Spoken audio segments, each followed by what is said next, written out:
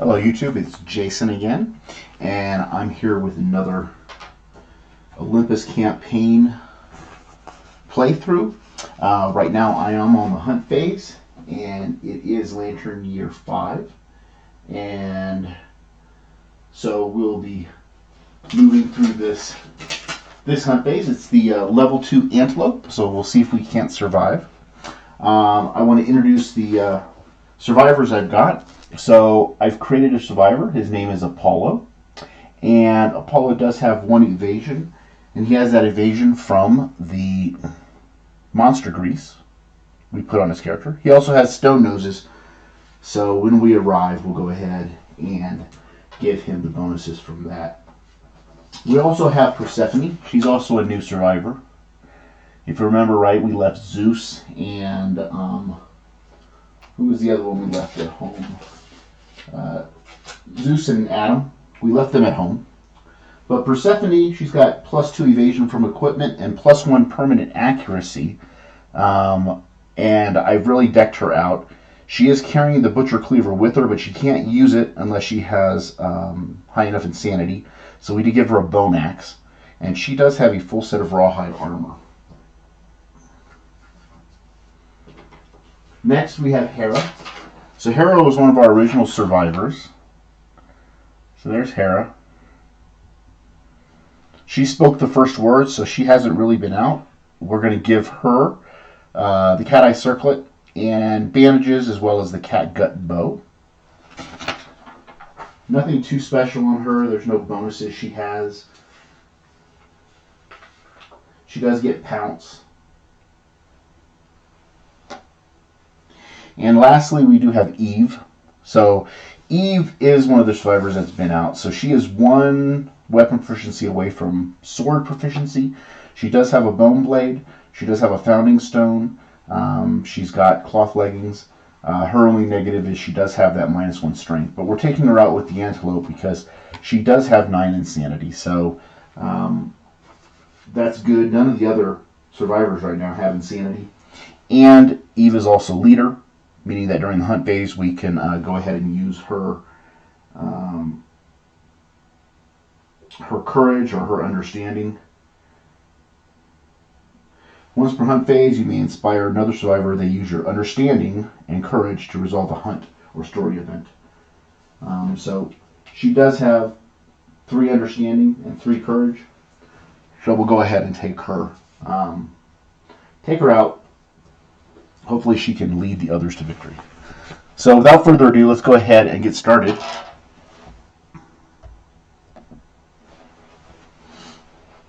And we'll make the event revealer, knowing that it's the antelope one. The antelope one doesn't have a lot of negatives. So I'm going to go ahead and make that Hera. And then we'll go ahead and pass the event revealer around to the other characters as appropriate. So we'll go ahead and reveal the first location. It is Devoured Grounds. I'll read that to you. So, Devoured Grounds states, the stone-faced ground is littered with the leavings of ravenous passing beasts. Half-eaten acanthus plants are strewn everywhere. If any survivor has 3+ understanding, the survivors may skip the next hunt phase. Otherwise, roll a random hunt event. So luckily, if any survivor has 3+ understanding, and good thing we took out Eve, she does have 3+ understanding, so we can skip the next hunt space. And the event revealer goes to Persephone, and she will reveal the other hunt event from the antelope. I'll do it this way so you guys can actually read it. It's not upside down. Some unforeseen force has set off a massive migration. Nothing remains but uprooted acanthus plants and shattered ground ruined by hooves. Move the screaming antelope 3 spaces away from the survivors. Well, that's terrible. 1, 2, 3. That means we're going to have more hunt events, which is never a good thing. So we'll move on. Okay, the hunt revealer is now Apollo. And Apollo's going to roll a random hunt event. So we'll roll the dice. And red's first. So we're looking at 81. Alright, so breaking out the rule book, we'll pull up 81 as the hunt event.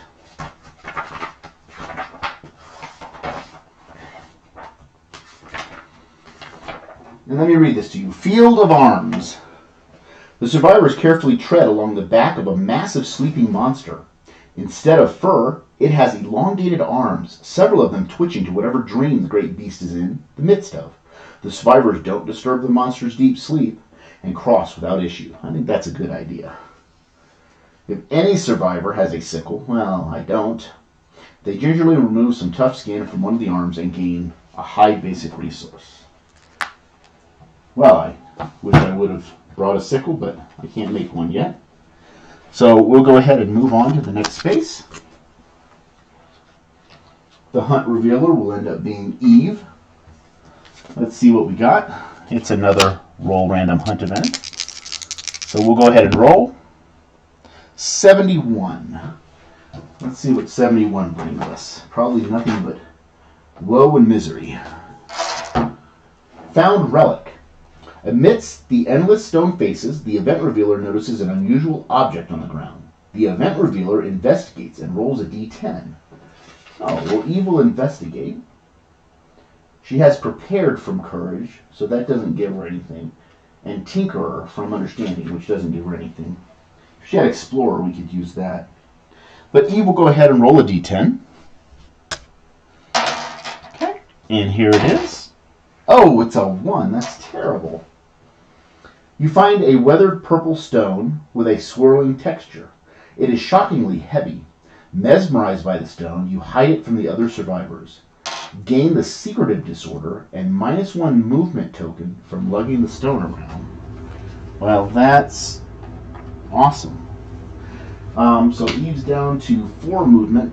It's just a token, so it's gone at the end of this round. Let's see. And the secretive disorder. Well, let's find out what that is.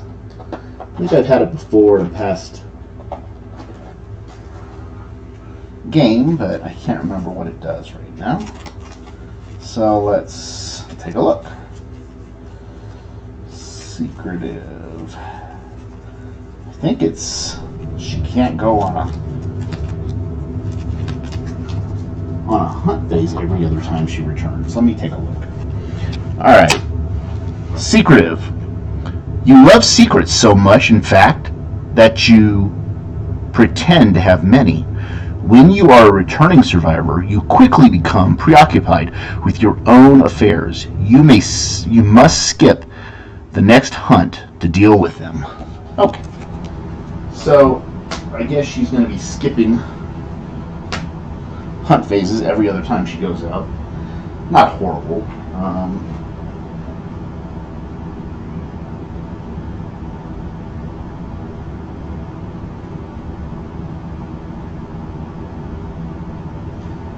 Alright, I wrote that down on her character sheet. Damn dice keep rolling low for me. Okay, so moving on to that, and then moving on to Overwhelming Darkness next. I think this is the first time we've seen Overwhelming Darkness in this campaign.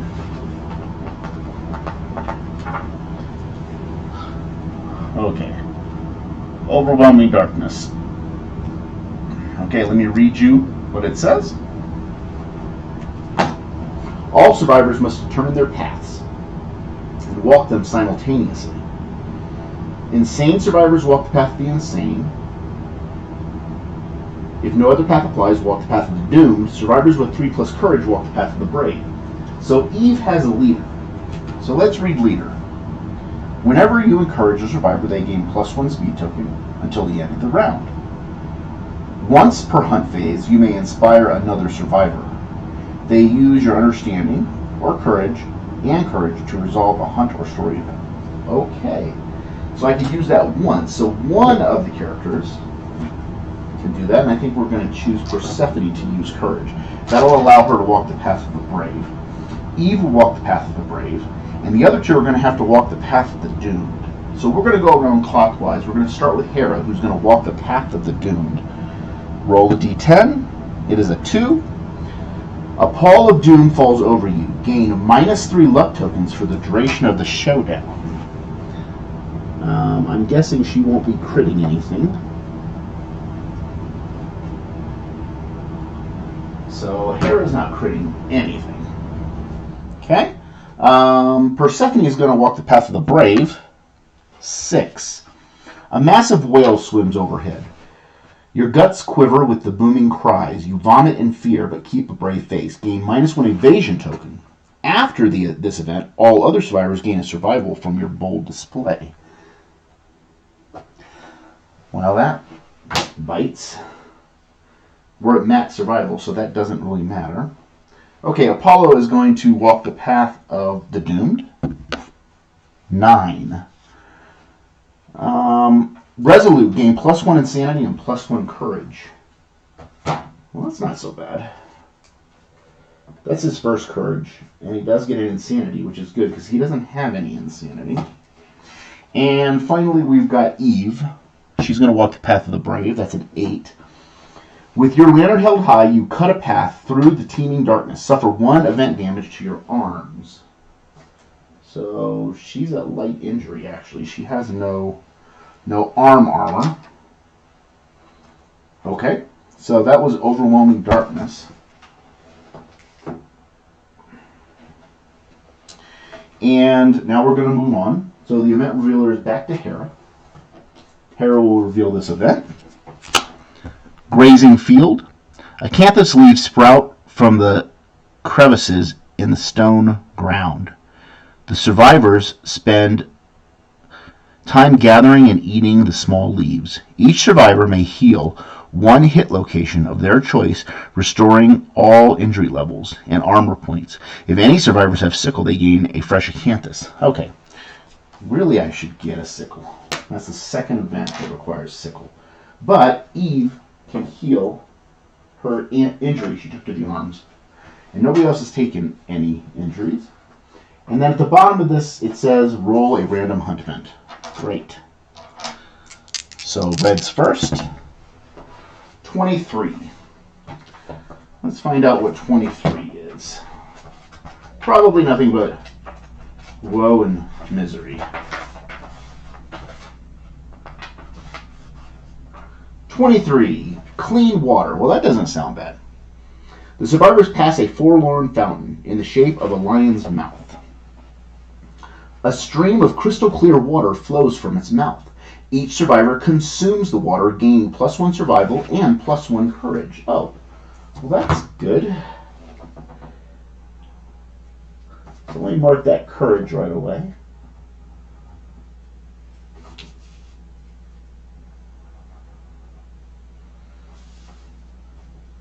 Once again, we're up to full survival, so that doesn't really help us out any. Okay, what does the rest of this say, though? Any number of survivors may douse their head in the water and roll a d10. So, low is a disorder. Remove all disorders on a 9+. Well, I tell you what we're going to do. I think everybody's going to douse their head in the water. Let's randomly, let's do this. All right, Hera's going to dunk her head in the water. Well, that was way off the board. All right, 7. So Hera rolls a 7. The face, where are we at? A 7. The water is bracing. Gain +1 understanding or remove a disorder of your choice. Well, we're going to get an understanding for Hera. Okay. Persephone. Sure, Persephone's going to do it. 2. Oh, that's bad. The instant it becomes wet, your hair turns stark white. Gain 1 random disorder. Well, that wasn't what I wanted for Persephone. But maybe she'll get something like immortal, or maybe she'll get, what's the one where you leave and you get stuff? I can't remember. Quixotic? Alright, let's draw one for her. And the draw is, can't have that because I'm not playing the Lion Knight. Traumatized. Let's read traumatized. Your experiences have left you shaken and paralyzed by fear. What experiences? She's never left the village. Whenever you end your act adjacent to a monster, you are knocked down. Okay. So don't be adjacent to the monster, huh? Whenever you end your act.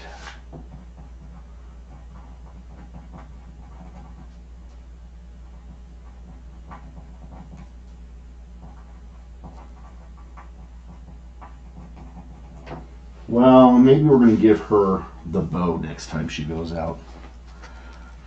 Okay, Apollo's going to go ahead. Apollo rolled a 5. So 5 says, your hair is wet. Congratulations. All right. And finally Eve. Hopefully Eve rolls high. A 5. Congratulations. Her hair is wet too. So we got an understanding. And we got a disorder. Which was, disorder's kind of bad, I guess. But, nevertheless, we're moving on. Don't know if I should have done that now in hindsight, but it's always in hindsight where you decide you're not going to, or you shouldn't have done something. The next one, random hunt event, and that was Persephone, revealing that. It is a 64. So let's see what 64 does. To us or for us? It's probably nothing but woe and misery. Stone fountain. 2 cupped stone hands rise out of the ground. The hands hold clear, cold water that trickles through the stone fingers in a seemingly endless supply. Good Lord, there's a lot of clean water around here. Any survivor may consume from the fountain. If they do, gain +1 courage and roll a d10. Huh. So... oh, good Lord. Yes, we're going to go ahead and do this again. Even though it's a higher amount for bad stuff to happen. Alright, let's do Hera first. So Hera's going to go ahead and drink from the fountain, and she hits 3 courage. So let's see what she does first, and then we'll resolve her courage milestone. Oh, Lord! The water is clear until it enters your lips, where it suddenly turns to blood. You spit out the foul liquid and suffer monster-level brain event damage. So, she doesn't have any insanity, so we're just going to fill the box. Okay?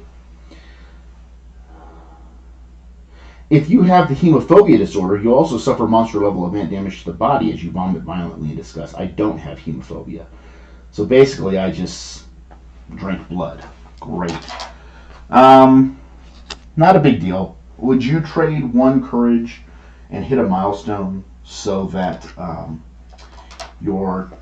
and actually lose 1 in insanity to do that?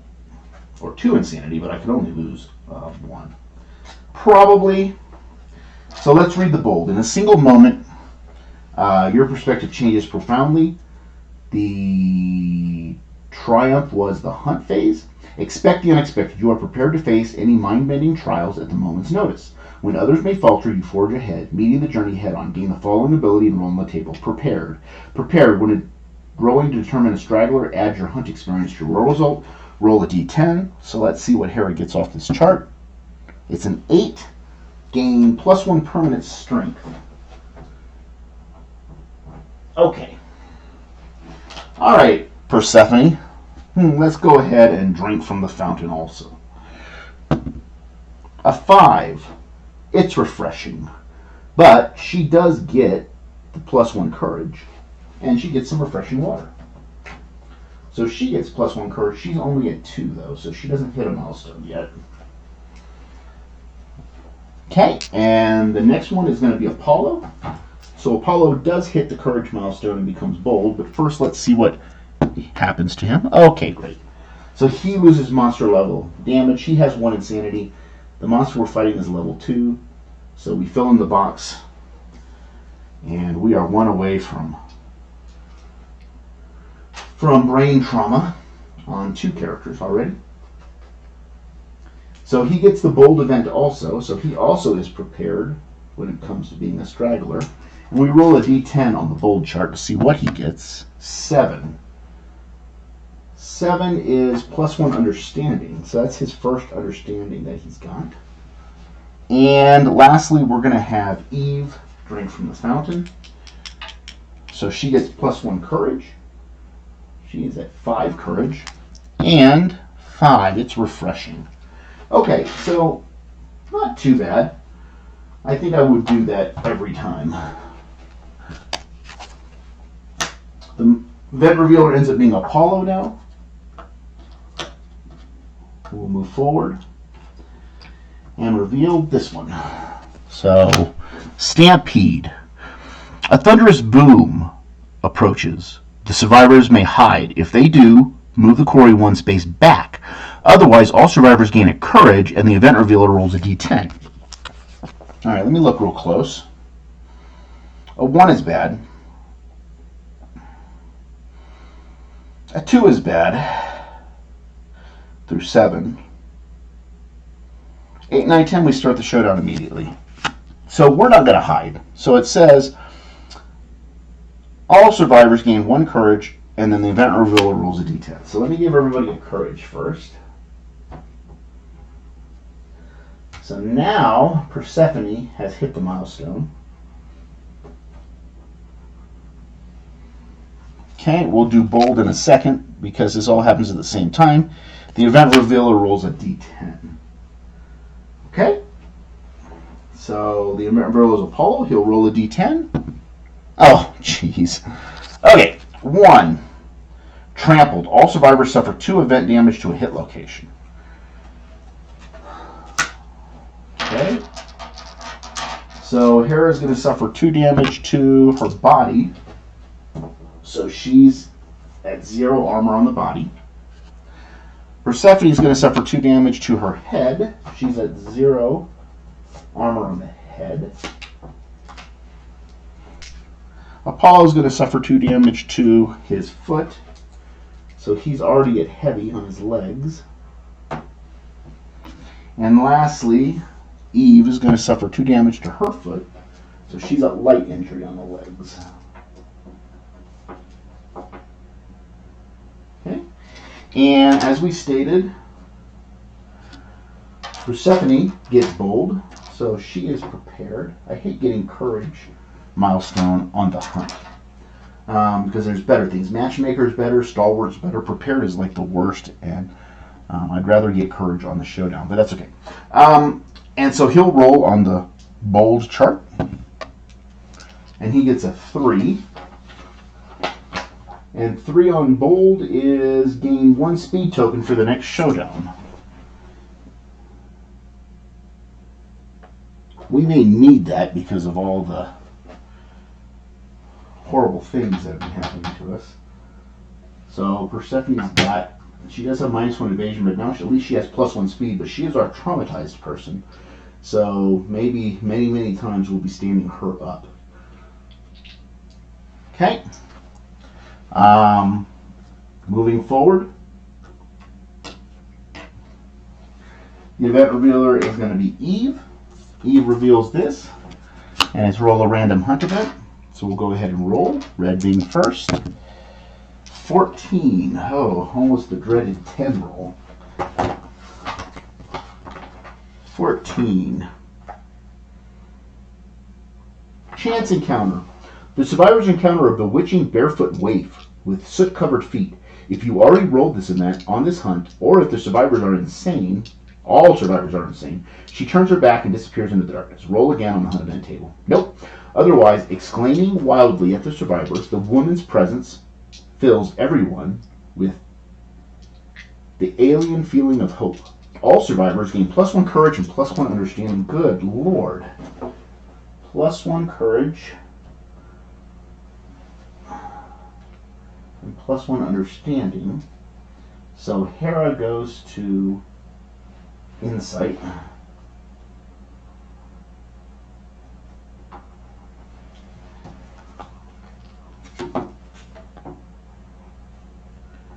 And she's the only one, so we'll read the rest and then we'll do insight for Hera. If the settlement has hovel, Well, the settlement does have topple. She snaps her fingers and ages before their eyes. A chill passes over the survivors. Their bodies and armor spontaneously knit themselves back together, heal all injury levels and lost armor points. Then she pulls a random survivor aside and whispers secrets of the upcoming hunt. They gain +1 accuracy token. Holy cow! Well, let's heal everything that we just took away from the stampede.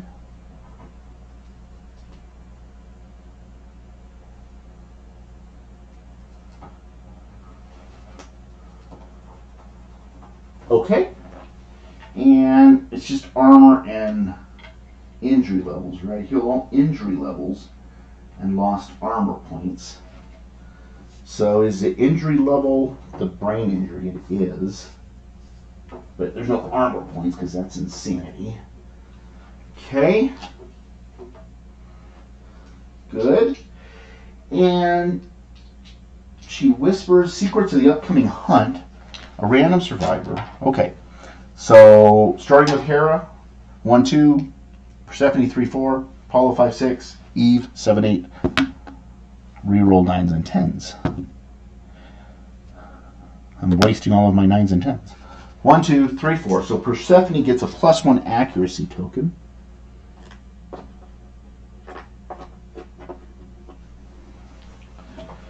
She's got like a 1 speed token, a 1 accuracy token, and a -1 evasion token. Okay, so good there. That was great. Chance encounter, I like that one. It's one of the few good events. And now we're going to be fighting the antelope. So I'm going to go ahead and pause the video. I'll be back in just a second. For you, it'll be a second. For me, it'll be a little bit more time. And I will set up the showdown phase with the level. Welcome back. For you, it was a second. For me, it was just a little bit of a setup. As you can see, we've set up the Screamy Antelope. He has his bug patch and his acanthus plants. We drew tall grass, which we set up here. And we drew an ore vein, which we set up over here. We set up our survivors at the edge of the board as per the setup rules. We have back here with the bow, we do have Hera, and then we have Eve, we have Apollo, and we have Persephone at the top. The reason I put Persephone there is I want her targeted by the Screaming Antelope so that she can raise her insanity, and maybe by the end of the showdown we could actually use the Butcher Cleaver that we have equipped with her. Persephone does have the +1 speed, the -1 evasion, and the +1 accuracy token that we picked up from the hunt, and she did pick up Traumatize as the disorder. We have Hera, who has +1 permanent strength. She also has 3 -1 luck tokens from the hunt, so she won't be critting anything. Eve has the leadership ability, and that's the only thing she's really got going on, other than a -1 strength that she's had for a while. And Apollo has +1 evasion that he has from Monster Grace. Other than that, nothing special on Apollo. The one thing I forgot to do before I paused the video was to go ahead and do Insight for Hera. So Hera picked up an Understanding, which took her to 3 Understanding, and with that she reaches the milestone for it. So before we start, let's go ahead and do that. So we have Insight. So here we are, and I'll read you what it says. In a single moment, the curtain of the world pulls back. Select the epiphany corresponding to the current game phase. It was the hunt phase. You dream. Before you, toiling silently, a strange creature with the imprint of a human face sculpts stone faces into the ground. You meet its concave gaze and wake. Gain the following ability and roll on the table below. So now, Hera has Explore. When you roll on the Investigate table, add a +2 to your roll result. And now we roll on this table. So, let me do that. And it is a 4. And a 4 says gain +3 survival and +3 insanity. So that takes her insanity up to 4, and she's at max survival, so we're good there. With that, we can go ahead and start the showdown. So I already used the stone noses that are on 3 of my characters and gave them +1 insanity. We're all at max survival, so I didn't include that. And now we're at the screaming antelope.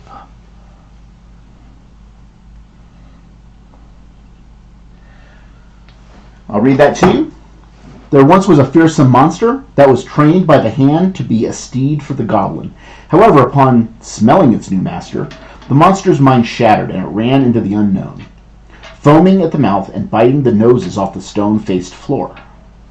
So one of the things that the antelope has, and you'll see down here, are trample and diabolical. So trample says when he collides, he actually does monster level damage to whoever he tramples. And diabolical, at the end of his turn, he's going to, in one of the cardinal points, he's going to try to run somebody over. So we'll take care of that when it comes time. With that, the antelope actually goes first. So we'll go ahead and draw the first AI card, and we will start this battle. So the showdown starts with back kick. So pick target. In the blind spot in range, nobody. The closest threat in range, nobody. No target, graze. So he's going to go forward and eat the first acanthus plant. So let me read you graze. The monster full moves to the closest acanthus plant and ends its turn. If the monster is on or adjacent to an acanthus plant, archive the terrain and heal a wound. Well, he doesn't have any wounds. If there are no acanthus plants on the showdown board, instead full move forward in a straight line. Okay, so he eats one of the acanthus plants, so that's one less for us to pick. And that's it. So we'll discard that AI card. And now we will do diabolical. So diabolical states, at the end of the monster's turn, which it is, target a random survivor in the trample zone. There is nobody in the trample zone. Full move through the target, move the monster through and past the target, or the survivor. If there is no target, full move forward. So he's going to full move forward, and his full move is 8 spaces. 1, 2, 3, 4, 5, 6, 7, 8. So he is at the edge of the board.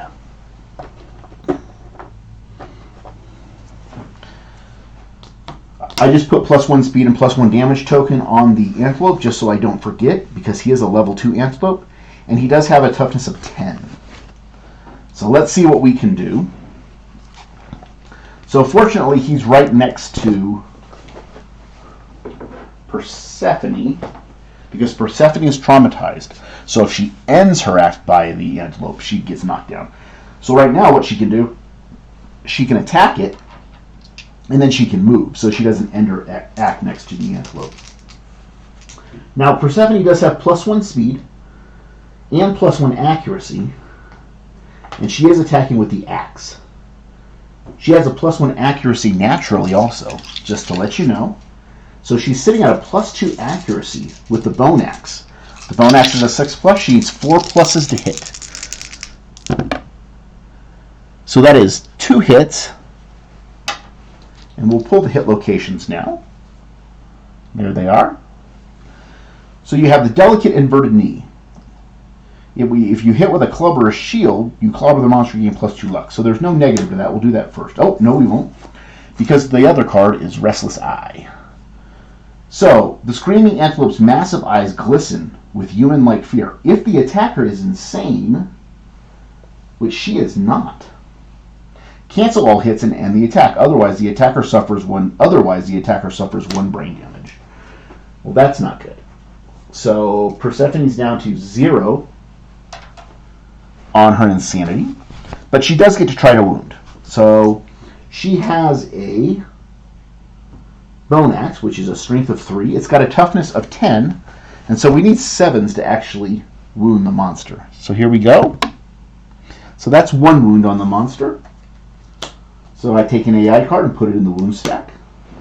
And now we're going to do the inverted knee. And that is a failure, but there is no failure reaction to inverted knee. So we will go ahead and put that away. So now she actually gets to move, because if you remember right, she will get knocked down if she stays still. 1, 2, 3, 4, 5. I think we're going to move her over and see if she can't get to the acanthus plants. Next up, we have Apollo. I think 1, 2, 3, 4, 5. I think we're going to move to the blind spot, even though the antelope has some nasty reactions to the blind spot. But we'll go ahead and move him up there for right now. So Apollo has a bone axe. He needs 6s. He needs 5s because he's in the blind spot. So there's 2 hits. Let's see what those hit locations are. Okay, not bad. Not bad. So we're sitting at Ferocious Spasm and Furry Tail. The Furry Tail doesn't have a negative, so that's good. Let's see if I can't get the light off of here so that we can actually see that card. There we go. Much better. Okay, so we have Furry Tail and we have Ferocious Spasm. There's a reflex on this one, which means he attacks everything in that zone. There is no negative for Furry Tail. So we're going to do Furry Tail first. Okay, so I'll read it for you. You strike the magnificent bushy tail. Alright, let's see what we can do. Strength of 3, toughness of 10. He needs a 7. That is a nothing. And this one has a reflex, but let's try to wound it first. So 6, 7, 8, 9, that does not wound it. And so the reflex happens.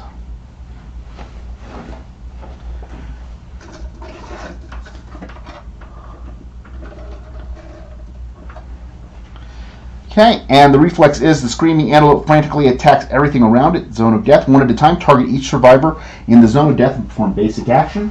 So he's going to turn around and face Apollo. And he's going to do his basic action. So his basic action's right here. And his basic action states, closest knockdown survivor in range. No, it's going to target him, it says. It's 2 attacks. It's a 2+ to hit him. It's a 3+, 4+ because he's in the grass. It's a 5+ because he has monster grease. So 5+ to hit him. And he has +1 speed. Okay, so that's 2 hits on him. And it is our turn, so he can't dodge this. So it's going to hit him 2 damage to the hands and 2 damage to the waist.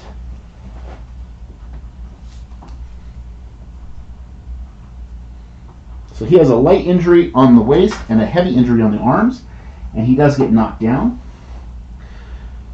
We are going to go ahead and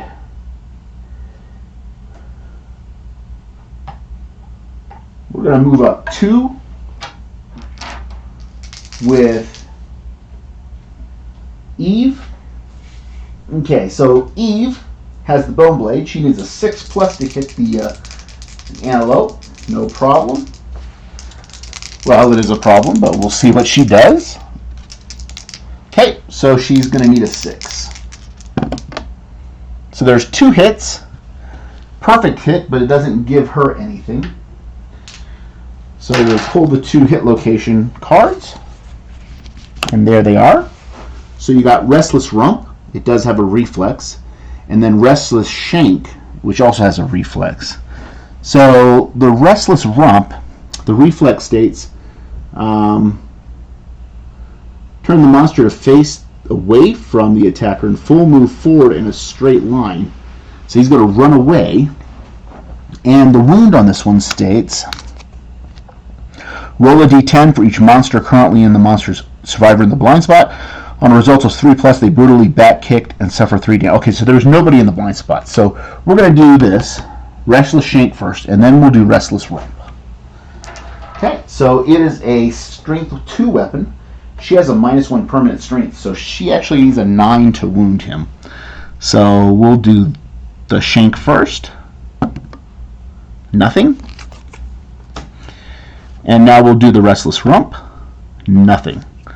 So the reflex on the Restless Rump says, turn the monster to face away from the attacker and full move forward in a straight line. Cancel all hits now out of range. 1, 2, 3, 4, 5, 6, 7. Okay. So we did that. Last but not least, we have Hera. So Hera's by the ore vein. She's going to go ahead and search the ore vein. That's a 10. It says, find a great haul, gain 2 iron strange resources, and archive the card in the train. Excellent.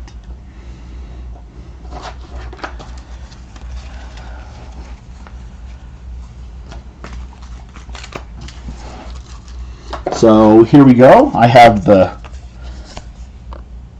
2 iron resources here. So we'll go ahead and put that up here on the board so we don't forget that we got that.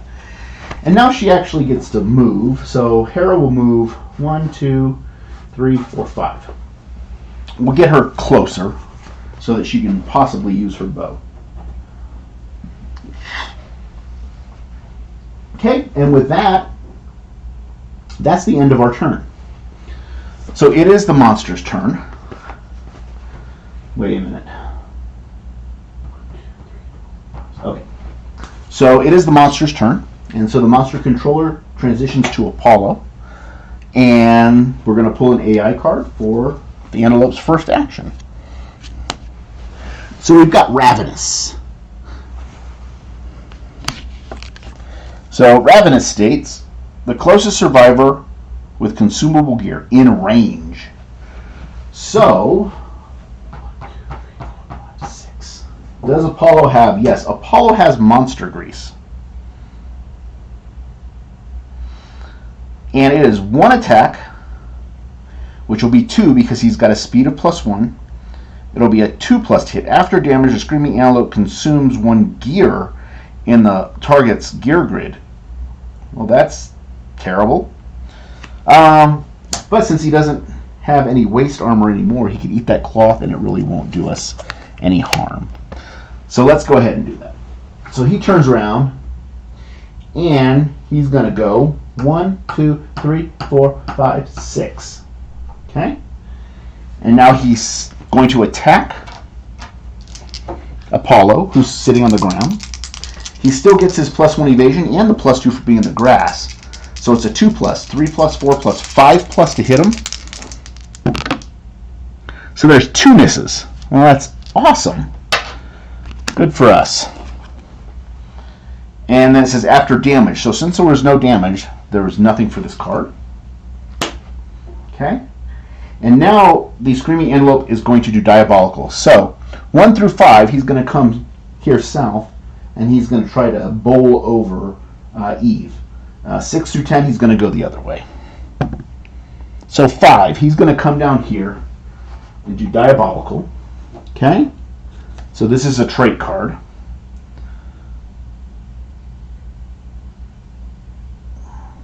Okay, so there is a break-in action right here. So let me read you the card. So if you see right here, it says, at the end of the monster's turn, target a random survivor in the trample zone. So I did that. I targeted Eve. And there's a break. Now the break is right before it says full move.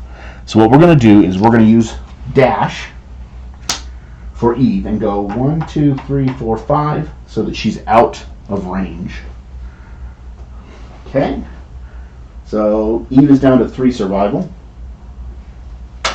And the antelope's going to go forward 1, 2, 3, 4, 5, 6, 7, 8. And that is how that is done. All right.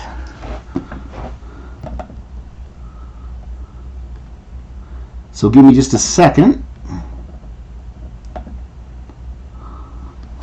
I'm going to see, so you guys can see the cards better when I lay them down. I want to try to focus the camera a little better.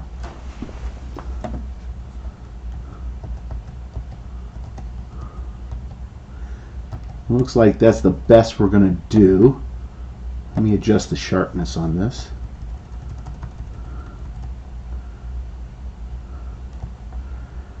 Again, looks like that's the best we're going to do.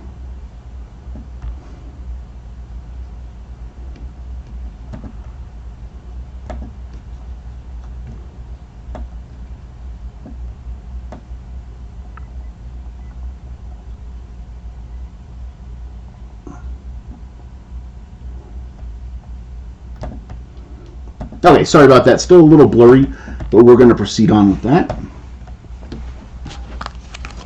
Okay, so now it is our turn. And this happened on our turn, so we're going to stand Apollo up. And the crazy thing about the antelope is he runs all over the damn place.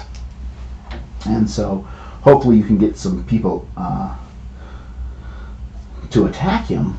We're going to go ahead and move Persephone over.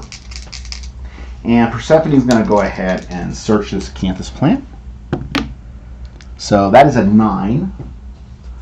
So on the acanthus plant card, if you look down here at the very bottom, it says, gain a fresh acanthus strange resource and archive the terrain.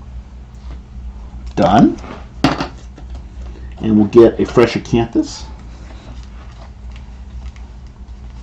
So fresh acanthus is here, and it states archive this to fully heal one hit location, including injury levels and armor points.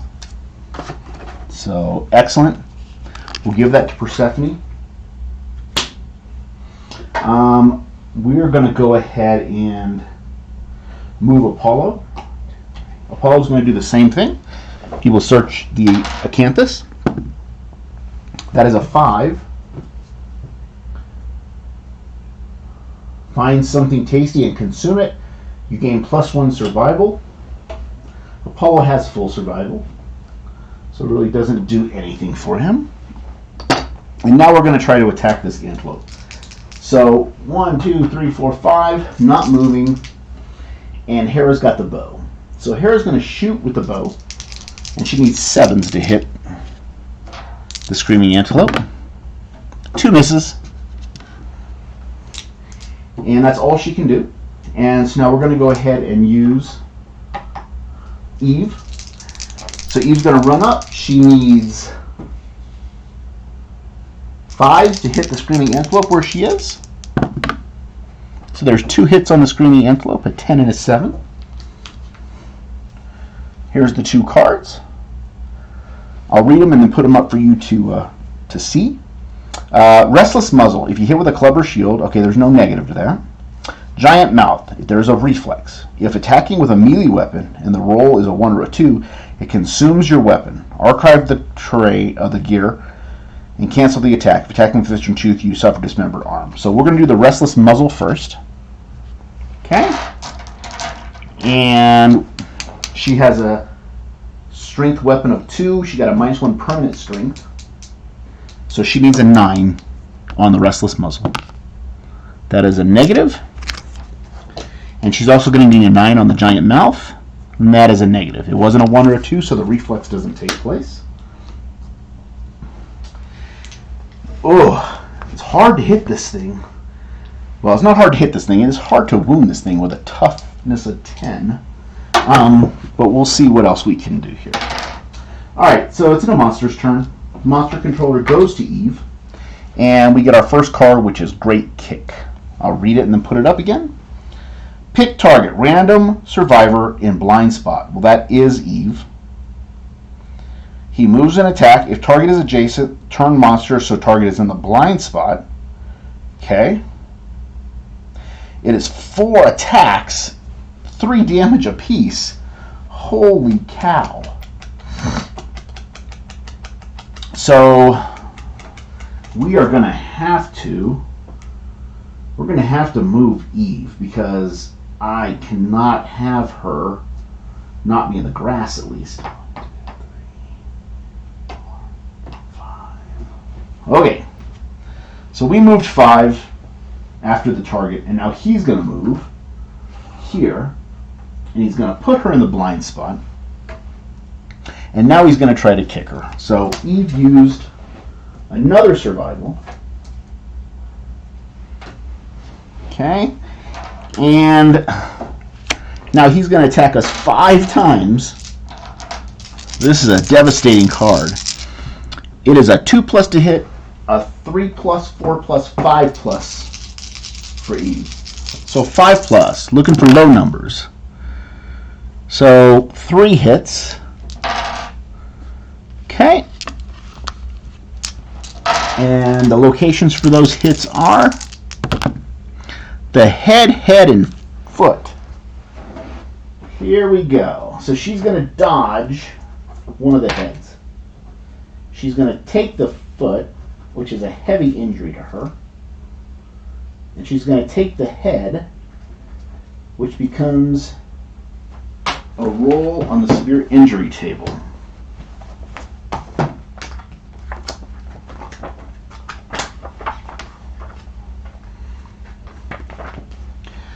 And here's her roll on the severe injury table. 8. Concussion. Your brain is scrambled like an egg. Gain a random disorder and a bleeding token. That could have gone worse. So we'll give her a bleeding token. And we're going to give her a random disorder.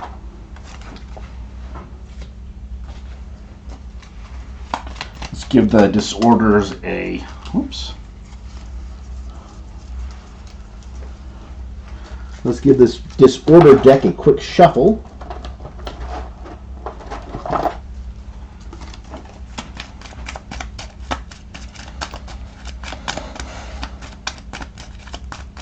And we'll pull one of the disorders. The disorder being... Sorry, it can't be flower addiction. We're not playing with the flower knight.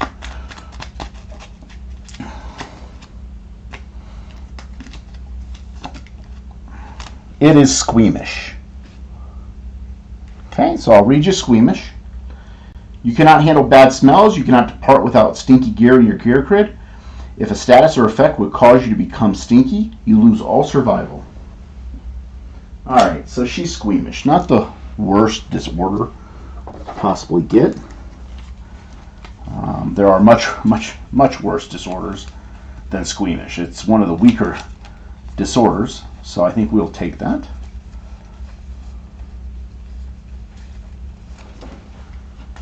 So she's not only secretive, but she's squeamish. Alright, let's read the rest of this card. So there's something at the bottom. Oh, destroyed hoof. If it's destroyed hoof, then nothing happens. It does knock her down. And now the antelope is going to do diabolical. So 1 through 5 is going to run Eve over. 6 through 10 it's going to go up and try to run over Hera. So it's going to run over Eve. So it turns around 1, 2, 3, 4, 5, 6, 7, 8. And it does 2 damage to her foot. So she does take a severe injury now to the foot or the legs. And let's see what that does to her. She is just getting mauled by this thing. Okay, we'll roll on the severe injury table. It's a 1. So blood geyser. Blood shoots from your femoral artery at an alarming rate, killing you in seconds. Boom. And that is the end of Eve. I'm not sure we're going to survive this. Okay,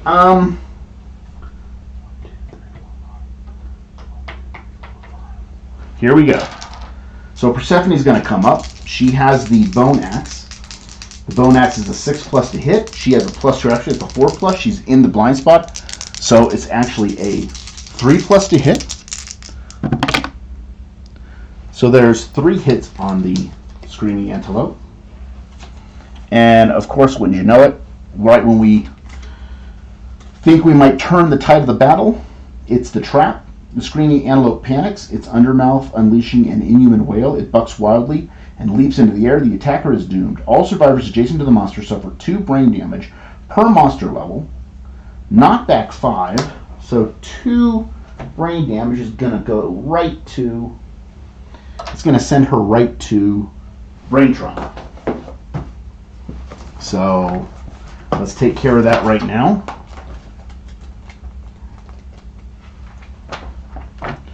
We do not have Accept the Darkness, and so it's just a straight up roll on the brain trauma chart.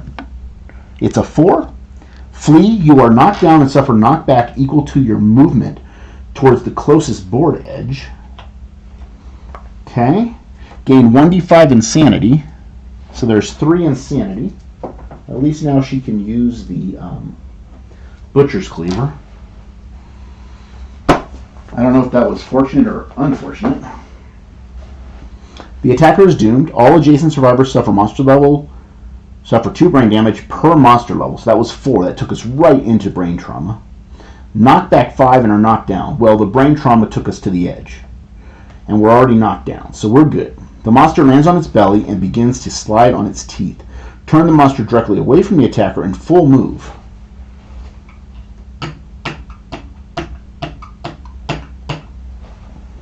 Okay, and that's the end of the trap.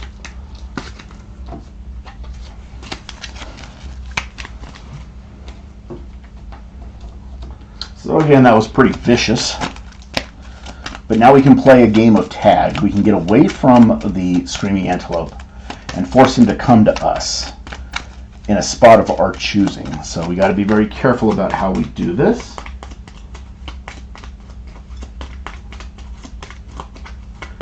So Hera has the bow. Hera's going to go 1, 2, 3, 4, 5. 1, 2, 3, 4, 5, 6, 7, 8. 1, 2, 3, 4, 5, 6, 7, 8. So if we can get our characters down below here. Okay, and then Hera's going to use her cat eye circlet to look at the top 3 cards on the hit location deck. And we'll put them back in any order. I guess we should have done that before we actually tried to hit with Persephone, but it doesn't really matter. She did hit 3 times. The tail has no negative. This has no negative. This has no negative. Okay, none of those hit locations have a negative on them, so we'll put them back. And now we're going to take 1, 2, 3, 4, 5. I don't think that gets us far enough. 1, 2, 3, 4, 6, 7, 8. It doesn't. So we're going to dash with him.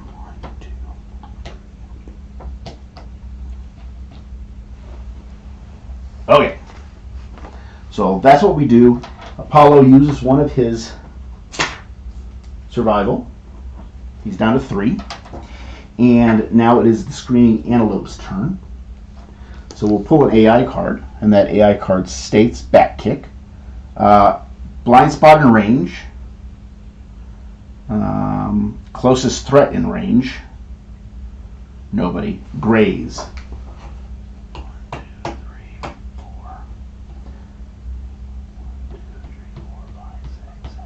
Excellent. So he's going to eat one of these acanthus plants, and unfortunately he's going to heal. So we'll take the wound, wow, his only wound, and we'll put it at the bottom of the AI stack. And now he's going to do diabolical.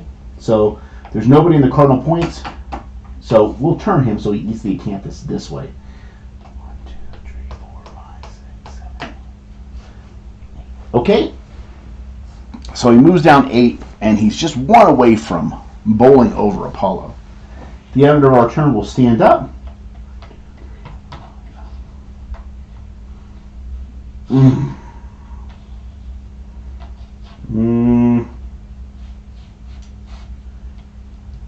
Okay. 1, 2, 3, 4, 5. So, God damn it. So Persephone's going to go around to the. After the diabolical, when he moved up, Persephone's going to go around and try to hit him in the blind spot. So she gets 3 attacks. She's going to need a 3+ to hit him, right? So 6+, 5+, 4+, 3+. 3+ to hit him. Come on, Persephone. So 2 hits. Aye. So here's the 2 hits. And she is using the butcher's cleaver now because she's insane. Oh, that was actually a 2+ to hit him, but I still miss with that 1. Okay, and it's a 5 strength weapon. And she doesn't have any natural strength, so you're looking at 5s to wound these locations. So we'll do the delicate inverted knee first. So that is a wound.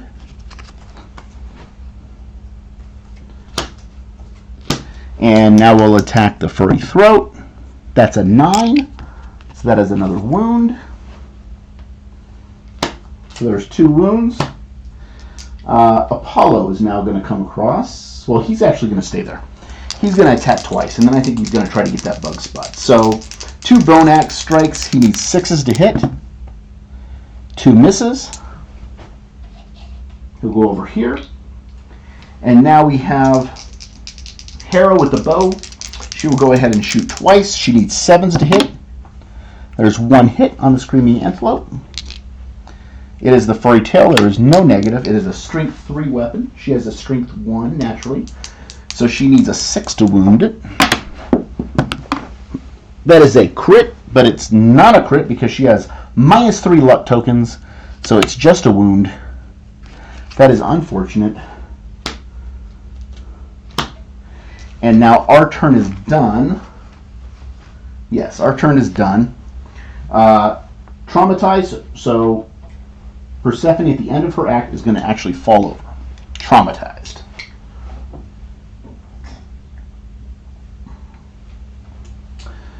It is the Antelope's turn. Persephone is now the monster controller, who's laying down on her backside right now. Lone Rampage. The monster unleashes an awful wail to signal its terrific rampage. All non-deaf survivors suffer a brain damage. Well, now Persephone cannot use the Butcher's Cleaver because she is no longer insane. Apollo has no insanity. Zone of Death. All knockdown survivors within the zone of death suffer 1 damage per monster level to every hit location. So after this brain damage, I could actually have her stand up. I could have somebody encourage her to stand up. So we're going to do that. So Hera's going to encourage her to stand up because we don't want that to happen. So that is done. And now all standing survivors within the zone of death suffer 1 damage per monster level, bash, and knockback 7. Holy cow. That is everybody. I don't think there's anything I can do about this either. So, all standing survivors within the zone of death suffer 1 damage per monster level. So that's 2 damage. So we're looking at Hera to the waist. So she has a light injury to the waist. Persephone to the foot. She has no armor left on the foot. And Apollo on the body. So that's a heavy for Apollo on the body. They're going to suffer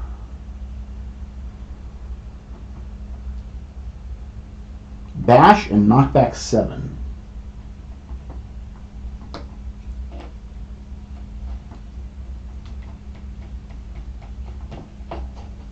Okay. Boom. And now he's going to do Diabolical. So with Diabolical, it's a 1, 2, 3, 4, 5, 6, 7, 8, 9.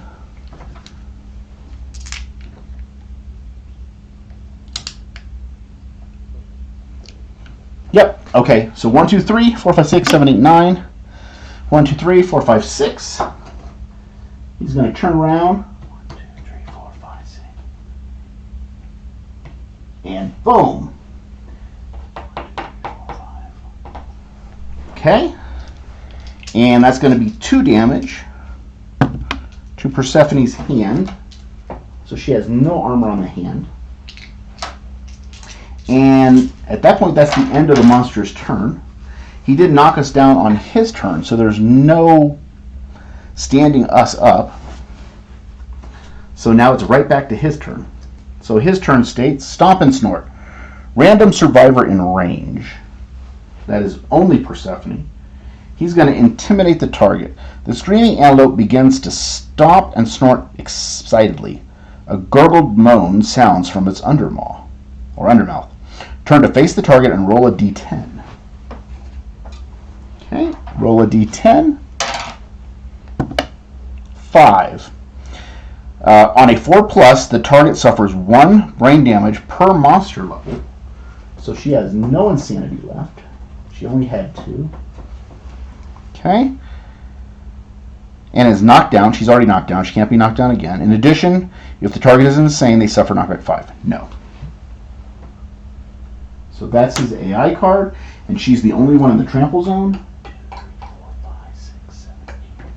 So he tramples over her, doing 2 damage to the head. So she has no armor on the head. He's systematically destroying all armor on her.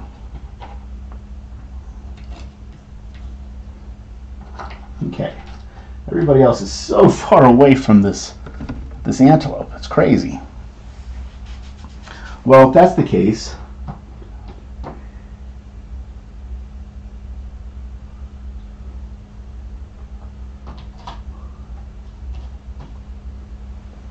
okay, we'll move Hera up 5. Not a big deal. And she'll go ahead and use her Cat Eye Circlet. Let's see what these hit locations are. Nothing big, nothing big, nothing big. I do have a super dense, and I'm using a bone axe, so we're going to put that on the bottom. Reflex, monster runs away. Failure, the melee weapon gets knocked out of our hand. So we'll do the reflex, the failure, and we'll do the super dense in that order.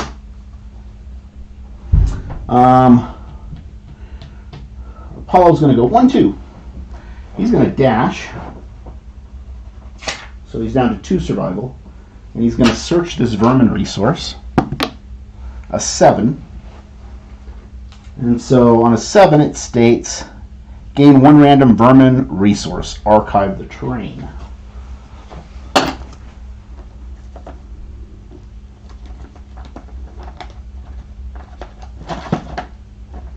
Okay, let's shuffle up the vermin resources we have.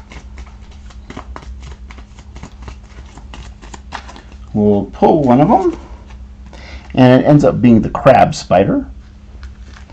So Apollo's got the crab spider. Consume and archive this and get 3 survival. So he's got 2. He might be eating that before this is over. And 1, 2. We have Persephone.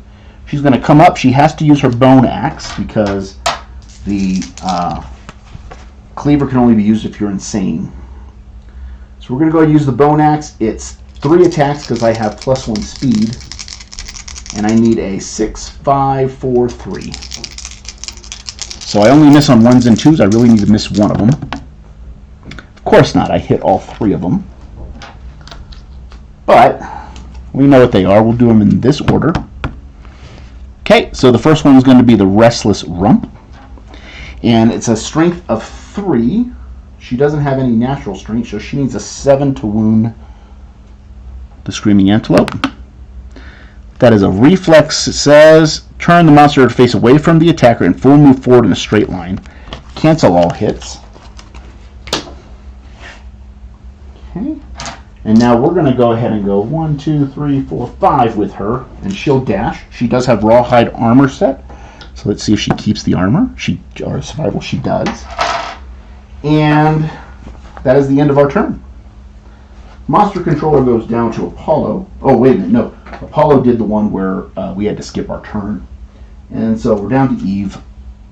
Crush and Devour. The closest threat in field of view in range. Nobody. Closest survivor in range. Nobody. 1, 2, 3, 4, 5, 6, 7, 8. Nobody. No target, graze. Okay, so graze action states the monster full moves to the closest acanthus plant and ends its turn. If the monster is on or adjacent to an acanthus plant, it heals. It's not. So it's going to try to go to the acanthus plant.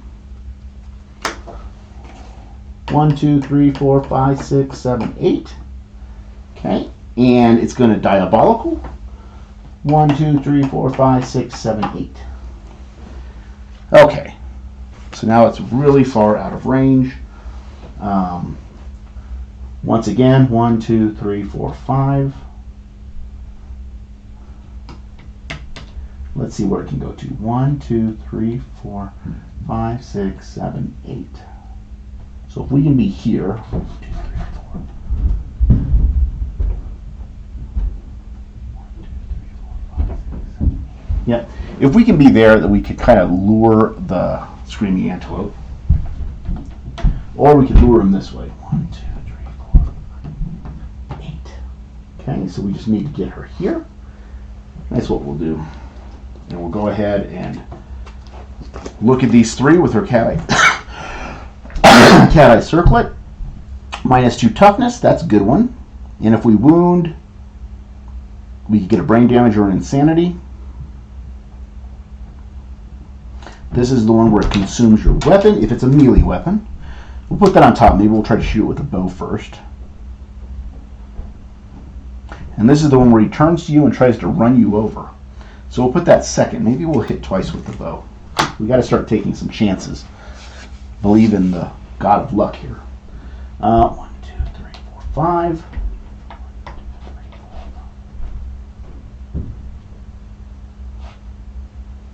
1, 2, 3, 4, 5, 6, 7, 8. So this is going to be 1, 2, 3, 4, 5, 8. He'll be here. Okay. 1, 2, 3, 4, 5, 6, 7, 8. 1, 2, 3, 4. Let's see. We want to get her down here. 1, 2, 3, 4, 5. That's about as close as we can get her. And I think we're done. So let's hope he doesn't eat any more acanthus. Closest survivor in field of view. So that would be, it is bite, closest survivor in field of view. So that's going to end up being Hera. 5, 6, 7, 8. And then Diabolical, we'll put him right there. That's exactly what we wanted to do. So good job on our part calculating that out. And now we're going to shoot twice with the bow. Hopefully we hit twice. Not counting on it. 7s to hit. Come on, 7s. That is a nothing. And 1, 2, 3, 4, 5. We're going to have to try to hit him with this axe. I know it's going to consume my weapon maybe, but let's find out. 2 shots with the axe. It is a 5+ to hit him. That is 2 misses. Okay. This is not going very well at all. The monster controller should have been Hera because Eve is dead, right? So when she got targeted, she gets insanity. That's all I was thinking. Persephone is now the monster controller. And Antelope is going to do what to us? It's another bite. Closest survivor in field of view. So that is Hera. It is 2 attacks. It is a 2+ to hit. And Hera doesn't have any evasion. So 2+ to hit Hera. There's 1 hit. Can't believe I actually missed one for once. And it is 3 damage. Wow, she's going to have to dodge that. So she's down to 2 survival.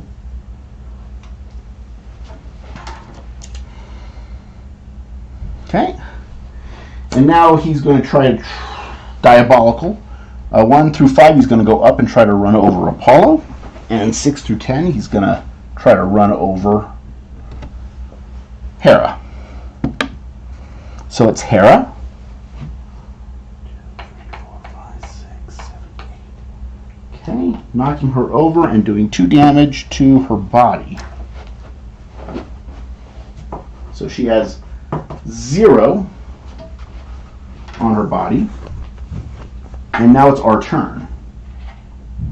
So I know what's coming up. I really don't want to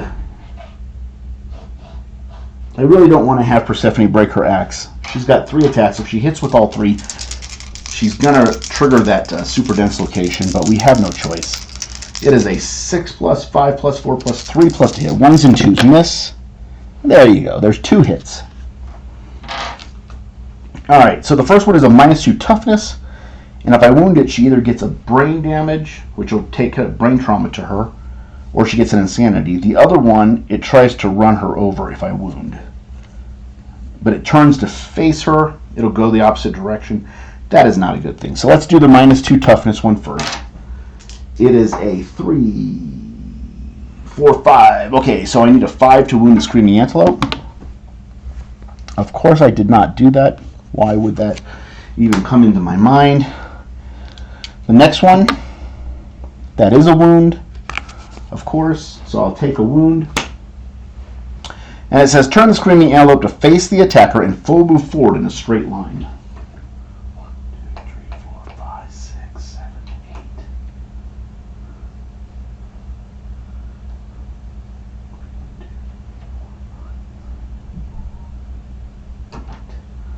And that'll run over Hera again. I think I'm going to dash with her. Okay. So let's see if she keeps her survival. She does. But Hera does take 2 damage to the foot, which is a heavy injury for her. But she's already knocked down anyways.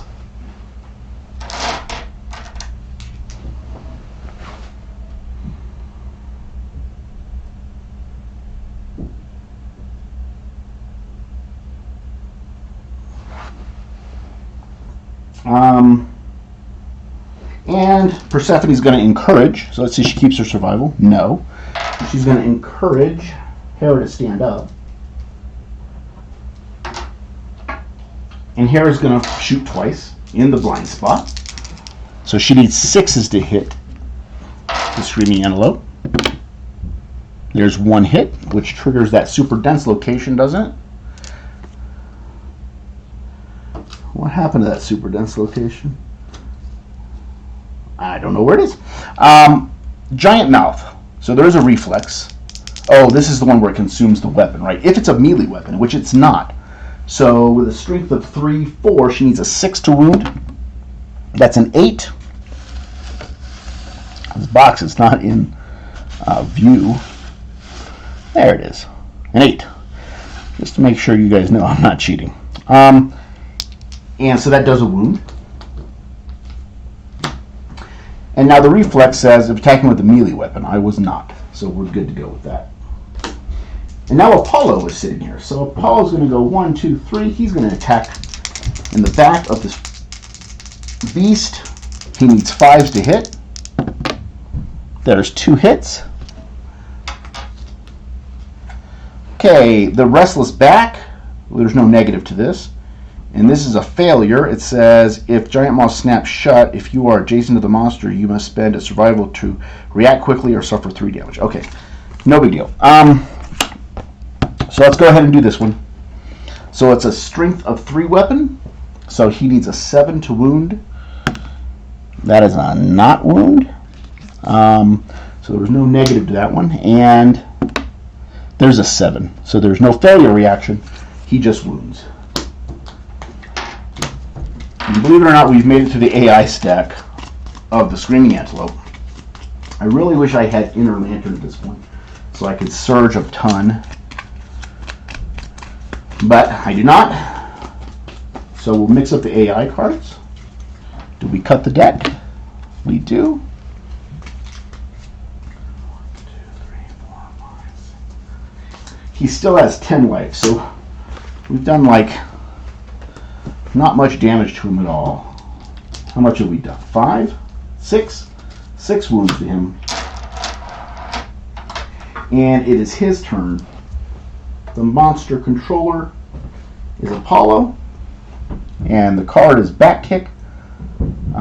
In blind spot, in range. Pick target. Well, we're going to pick Apollo so that he gets an insanity. And he's going to try to attack us. It's 2 attacks. It is a 3+, 4+. 4+ to hit Apollo. Come on. 2 hits on him. It is 4 damage apiece. Okay. So he's going to dodge one of them. Let's find out which one he wants to dodge. And the other one, he's going to take a severe injury no matter what. So it's a foot and waist. He's going to dodge the waist. And he'll take 4 to the legs, which is going to take him to the severe injury chart.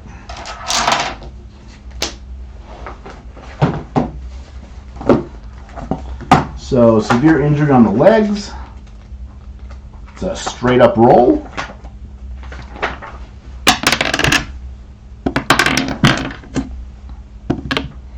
Oh, so 1. Blood geyser. Kills him. He didn't even get to eat his crab spider. Diabolical happens. Before that happens, I will use a survival for Hera and dash her out of the way. Okay, it is our turn now. We're going to go ahead and shoot the bow. So 2 shots, she needs 7s to hit the Screaming Antelope. 1 hit. And it is to the Restless Tiny Hands. There is a failure reaction, so let's not fail. She needs a 6 to wound. She fails. Grasping Tiny Hands make rude gestures at you.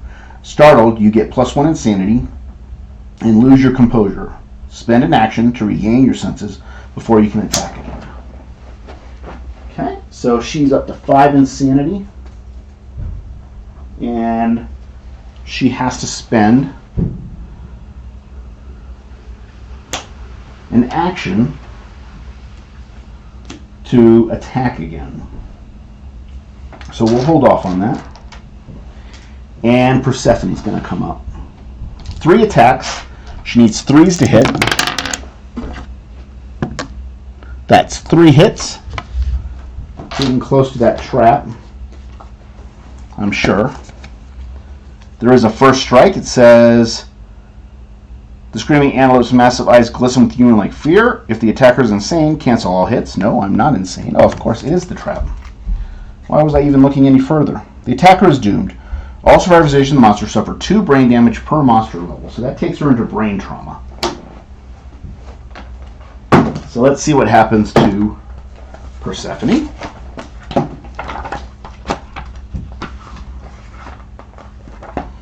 Okay, we'll roll for brain trauma. That's a 9. New perspective, you are knocked down and gain 1d10 insanity. So that's excellent. 3 insanity. I am knocked down. Now let's read the rest of the trap, though. Knockback 5. Okay. The monster lands on its belly and begins to slide. Turn the monster directly away from the attacker and full move in a straight line. Okay, that takes him to the corner of the board. And that is the end of that. Unfortunate that Persephone keeps drawing the trap. More judicious use of the cat eye circlet would prevent that, but I only got 2 characters at this point. I gotta shoot that bow and try to pray to the luck gods that we actually get some hits. Do I cut the hit location deck? No. Okay, so that is the end of our turn. So now the Screaming Antelope's going to go. Crush and Devour. Closest threat in field of view in range, nobody. Closest threat in range, nobody. Okay, so now it's going to go to the closest acanthus plant. So we can make it go 1, 2, 3, 4, 5, 6, 7, 8. Then it's going to go forward 8 because there's nobody in its trample zone. 1, 2, 3, 4, 5, 6, 7, 8, and then I stand up. And Hera is in my way. So Hera's going to come across 1, 2, and she's going to use Fist and Tooth Heck yeah. She needs 7s to hit this Screaming Antelope. So there's 1 hit. So with Fist and 2, she hits him in the Restless Tiny Hands. There's a failure. There's no way she can crit. She has 0 strength, plus 1 natural, so she needs a 9. Come on. An 8. It was so close. Failure. You gain... Oh, wait a minute. She can't do this. So let's back up. She needs to use an action to actually be able to attack. So she can't even do that. So she uses her action, and she can only move. So we're going to put her in the grass. Persephone's going to come around. I guess the Restless Tiny Hands helped us last time to not fail this time, I guess. Persephone's going to go around. She needs 3s. There's 2 hits. I'll take it. I really wish it was 3. Furry Throat and Restless Flank. The monster turns to face the attacker. If you hit with a club or a shield, neither one of these have negatives. We're going to go ahead and do this one first. So with a strength of 0 and a strength of 3 on the... strength of 5 on the Butcher's Cleaver, she needs a 5 to hit. Oh my god! 5 to wound this one. That's a 9. So that is a wound. The reflex just says he turns. So here's the AI card I pulled. And Persephone's going to dash. The reason I dash is because I don't want to be knocked down at the end of my act. And she loses her survival. So she's down to 2 survival. And it is the Antelope's turn. Okay, Persephone is the monster controller. Doesn't really matter at this point. We have Bite.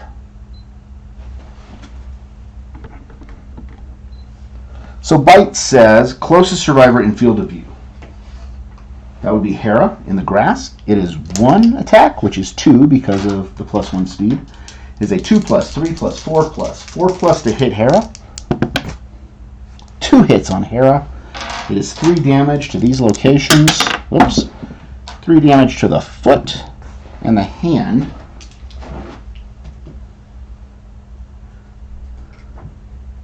She'll dodge the hand and take the legs.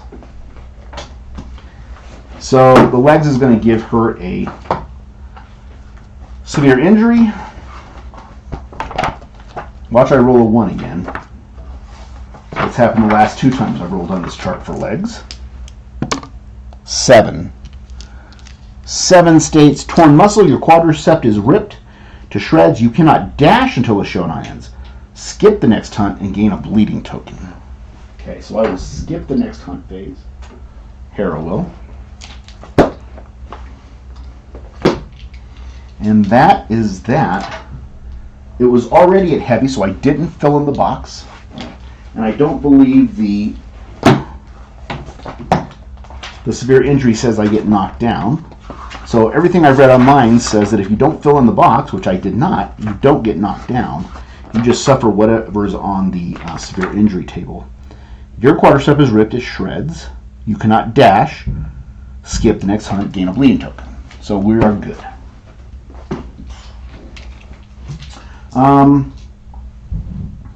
Now, she can't dash, so now she's going to get knocked down. And she's going to take 2 damage. Oh, and Bite also gives me another bleeding token. Good thing I read that. So 2 bleeding tokens for Hera, and she takes 2 damage to the head. So she has no armor left on the head. But she's still knocked down because he runs her over. Okay, our turn. I really don't want her to get run over. So, well, Persephone could encourage her to stand up. And I think that's what I'm going to do. Does she keep her survival? Yes. So she encourages her to stand up. And why not? She'll take the first 2 shots. So here's 2 shots. She needs 7s to hit. That is 1 hit. And the hit location is the palais. The giant maw snaps shut if you are adjacent to the monster. Okay, so the failure result doesn't matter. We need a 7 to wound.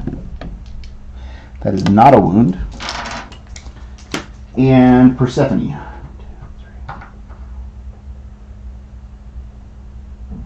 We're going to go here. So I need 3s to hit the Screaming Antelope. 2 hits.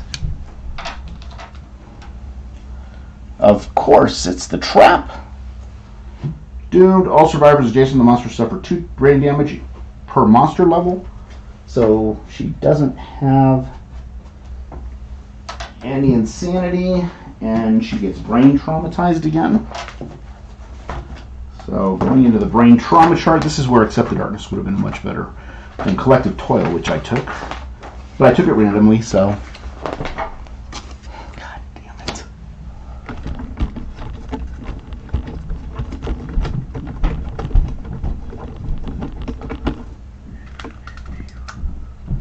I fucking hate this camera.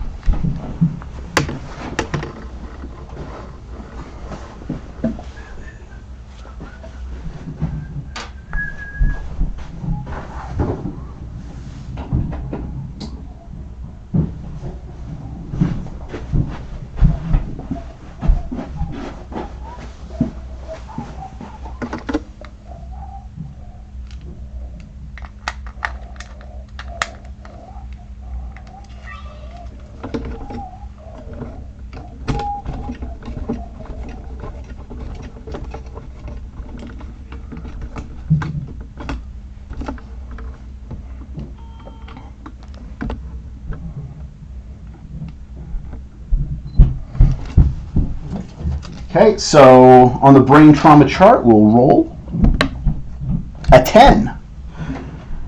Frenzy, gain 1d5 insanity. Oh, sorry, I rolled that up here. Gain 4 insanity, +1 speed, +1 strength token.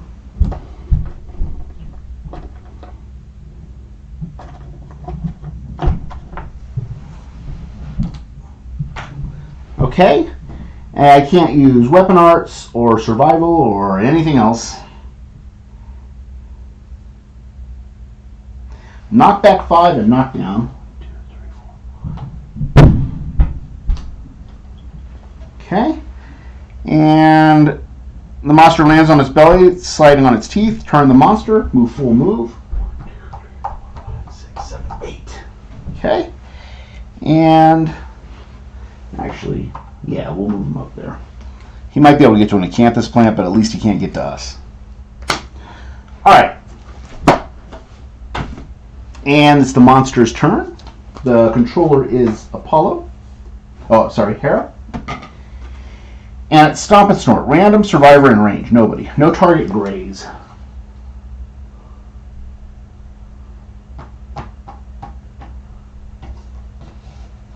It eats an acanthus plant.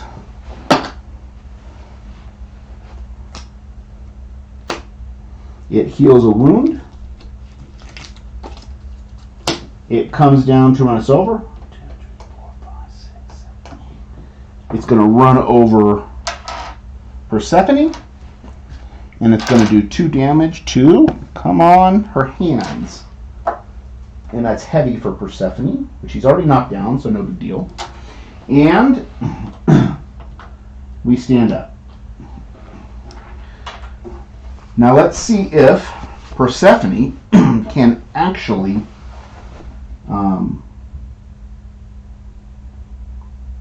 do some massive damage to this thing. Let's shuffle the hit location deck. She does get to do 4 attacks with the Butcher Cleaver, which is awesome. But she is traumatized, so she's going to fall down after attacking because she can't dash out of the way now. But maybe the antelope will move sometime during our turn, so that doesn't happen. Okay. Do I cut this thing? No. So Persephone's going to come up 1. And she is going to attack 4 times, needing 2s to hit. Can you believe I got a 1? So there's 3 hits. Alright, so we've got no bad thing, no bad thing.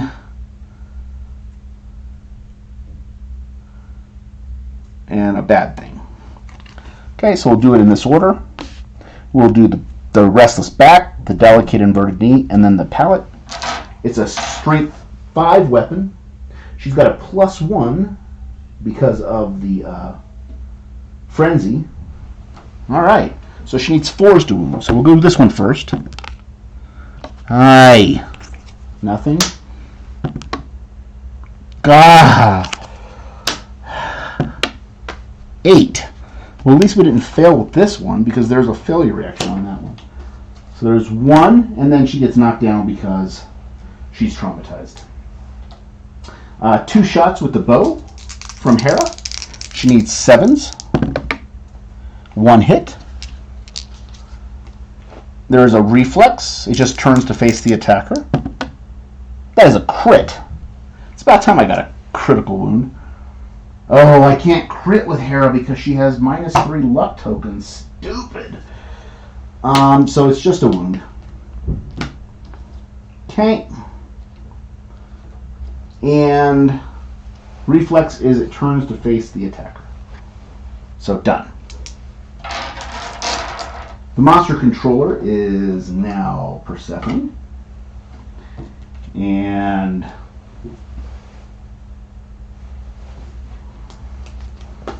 the card is Ravenous.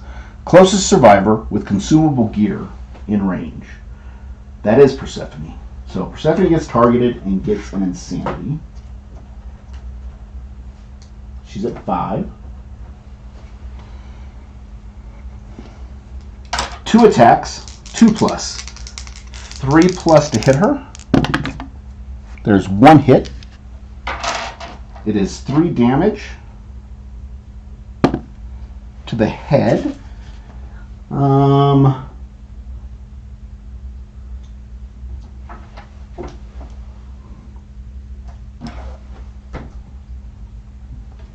That is a severe injury to her because she cannot dodge.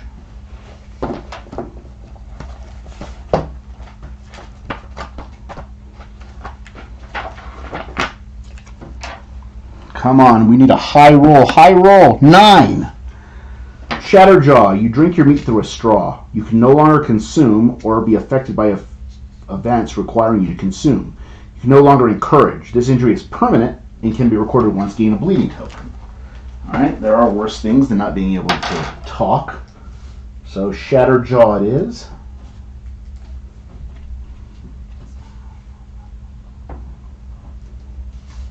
And she can no longer encourage. But at least she's not dead. Now he's going to run through me. 1, 2, 3, 4, 5, 8. 1, 2, 3, 4. Okay. And do 2 damage to waist. So she has 0 armor on the waist. And she'll stand up. Is that right? Yeah, because she was knocked down on the last turn. And it's our turn. She's going to run up and she's going to wail on this. She needs 2+. There's 3 hits.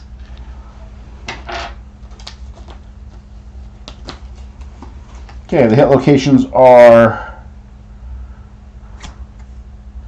nothing bad, and something bad, of course. So we'll do them in this order. We'll do this one first, which is the Restless Inner Thigh.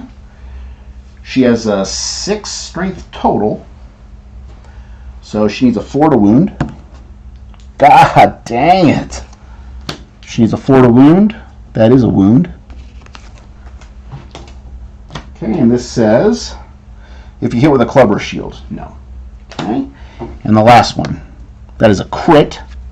And yes, she can crit. Gain a Screaming Antelope resource. We'll pull that right now. It ends up being the Beast Steak. Internal bleeding weakens the monster. The Screaming Antelope gains -1 damage token. Thank goodness. So that damage +1 is gone. Okay. So let's mix up the AI deck.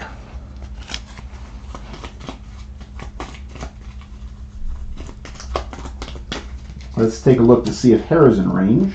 1, 2, 3, 4, 6. And the catgut bow is range 6. So 2 shots with the bow. She needs 7s. That's 1 hit.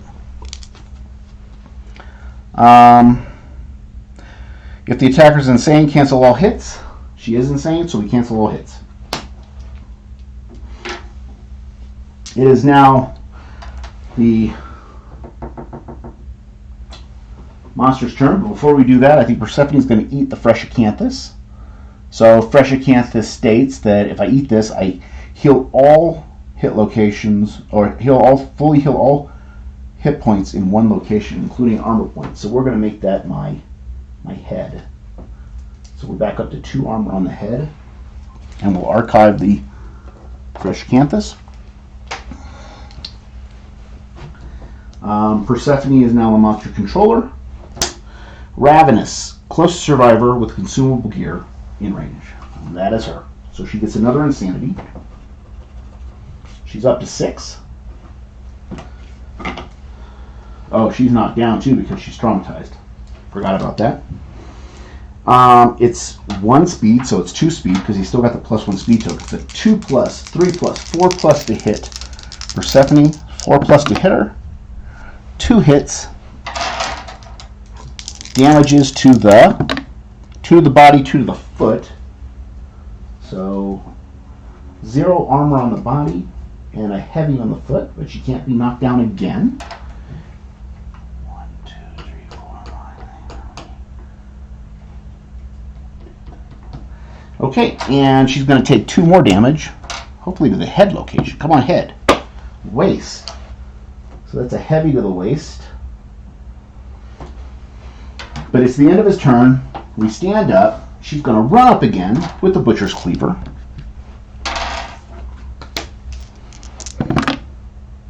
That is 3 hits.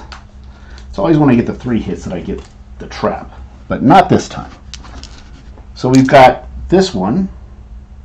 Giant Tongue. We'll do that one first. We'll do the Spasm, which attacks everybody around it, and then the Rump, which makes them run away. Okay. So we'll do the tongue first. That is a wound. And it states, blood and spittle erupt from the screaming antelope's wounded undermaw. If the wound result is even, it was suffer a brain damage. So we're back down to 5.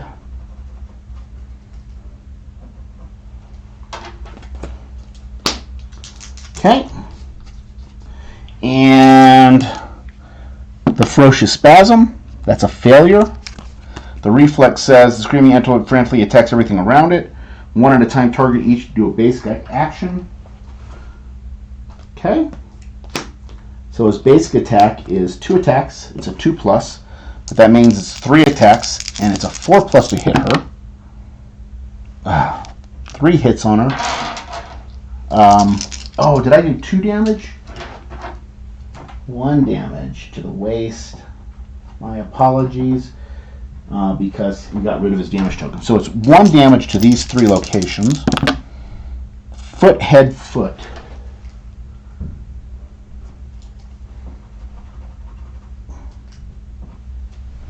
So that's 2 rolls on the foot table. I cannot catch a break. Okay, I'll just roll them together. Let's see what happens. A 4 and an 8. So the 8 is broken leg. An ear-shattering crunch. Adjacent survivors, nobody's adjacent except for her, suffer 1 brain damage. Suffer -1 permanent movement.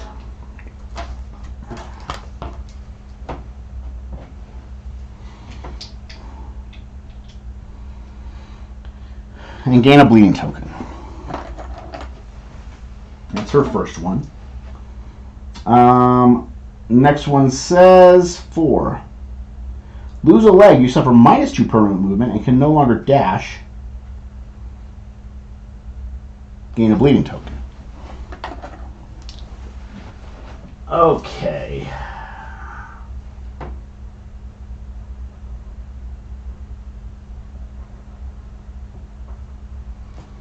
no more dashing.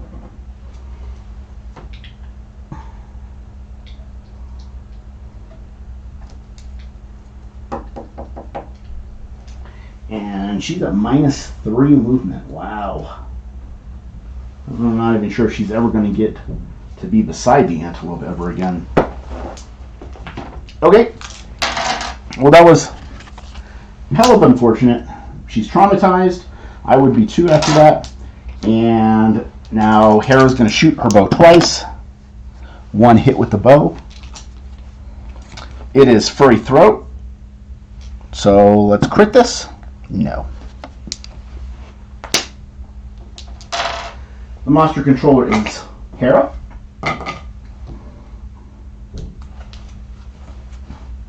It is bite, closest survivor in field of view. That would be Persephone. It is 2 attacks, 4+ to hit, 2 criticals, 2 damage to the head and waist. So the head is a heavy injury. She's already knocked down. And the waist goes to severe injury. So let's go to that.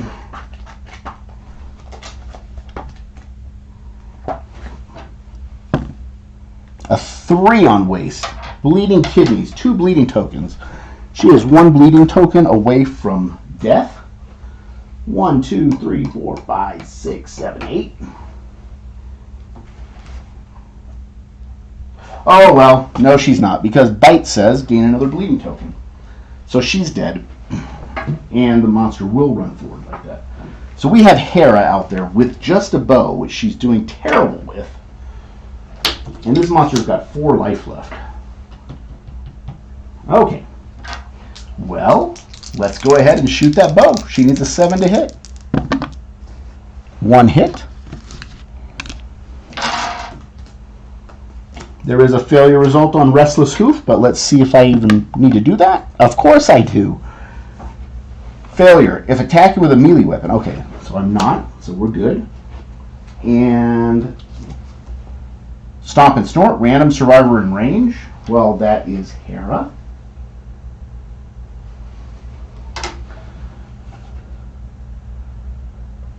Okay.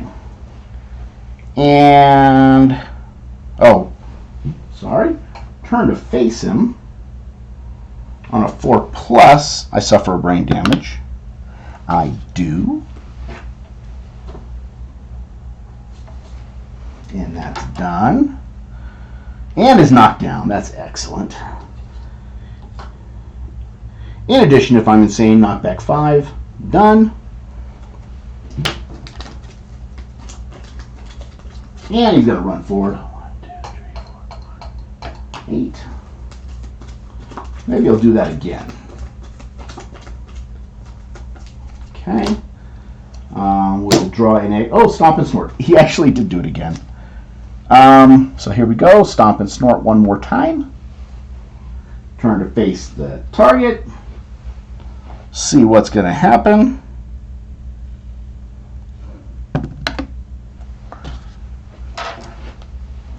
So Hera's down to 3 insanity and knockback 5 because I'm insane, and he's gonna come and slam onto me. 1, 2, 3, 4, 5. Okay, doing 2 damage to what location? The body. So that's a heavy, but it doesn't matter because I'm already knocked down. So I stand up and I shoot my bow twice.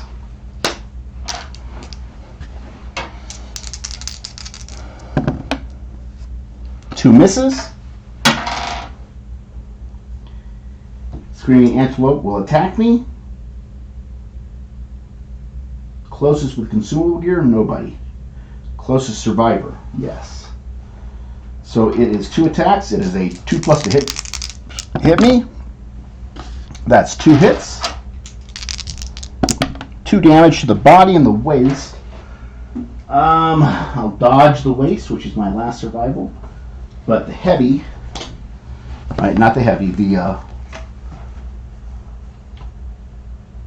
dodge the waist, take the body. So I bypass that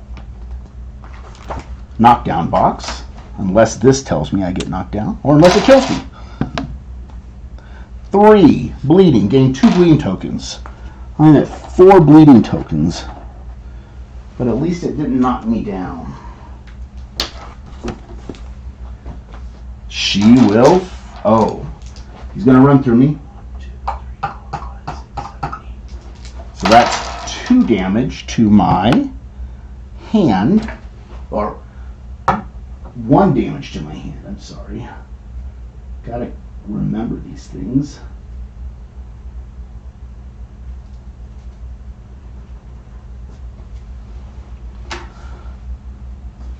Right, because Trample says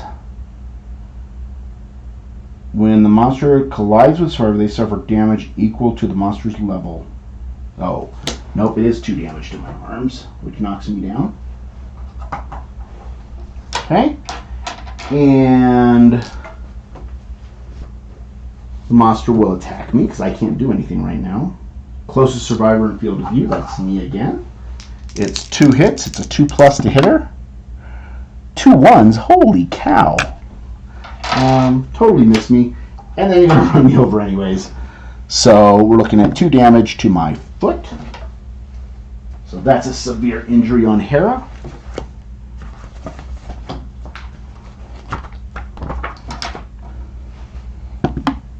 That's a 9, which is bloody thighs, 2 bleeding tokens, which takes me over the bleeding limit. All of the characters have perished in this showdown phase. Well, that was wonderful. Thanks for watching. I guess when we start the settlement phase, we'd have no resources coming back. We do have a ton of endeavors. Because of Graves, we're going to get 8 endeavors. So at least we can start making some babies, hopefully. And we'll have to create 4 new characters. So thanks for watching. All right, bye.